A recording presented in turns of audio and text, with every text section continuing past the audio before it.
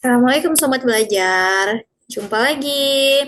Nah, kembali di channel saya, Nurfidianti Anafi. Tentu jangan lupa pencet tombol like, komen, dan subscribe. Oke, kali ini kita akan membahas mengenai analisis pendidikan sebagai alat perlawanan kekuasaan. Nah, pendidikan ini kan memiliki peran ekonomi. Nah, berikut ini sebagai sarana perlawanan terhadap kekuasaan. Yang pertama, pendidikan sebagai kesadaran kritis. Teori dari Paul Feuer dalam Pedagogy of the yang membebaskan adalah proses dialogis yang mendorong individu untuk menyadari realitas sosialnya. Pendidikan semacam ini membekali peserta didik dengan kemampuan berpikir kritis, mengenali struktur penindasan, dan membangun kesadaran kolektif untuk melawan keadilan. Contohnya, pendidikan yang mengajarkan sejarah alternatif seperti perjuangan rakyat atau gerakan sosial, ini dapat mengungkap narasi yang biasanya disembunyikan oleh kekuasaan dominan. Yang kedua, ini pendidikan sebagai penguat identitas dan budaya lokal. Nah, kekuasaan ini sering menggunakan pendidikan sebagai alat untuk menyeragamkan budaya dan melemahkan identitas lokal. Namun, pendidikan yang menonjolkan nilai-nilai lokal, bahasa daerah, dan tradisi ini dapat membentuk perlawanan terhadap hegemoni budaya.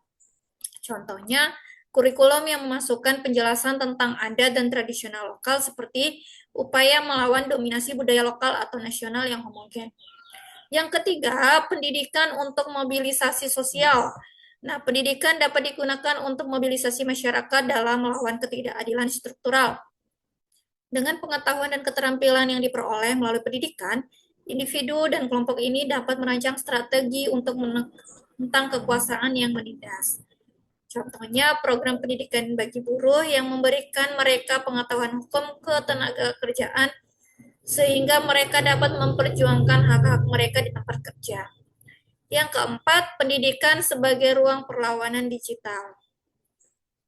Di era digital, pendidikan juga mencakup penguasaan teknologi informasi.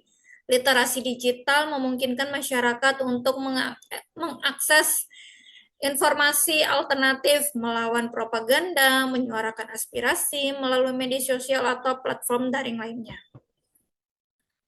Contohnya, pelatihan literasi media yang membantu individu menggali berita palsu dan memahami narasi yang disebarkan oleh kekuasaan untuk mempertahankan status quo.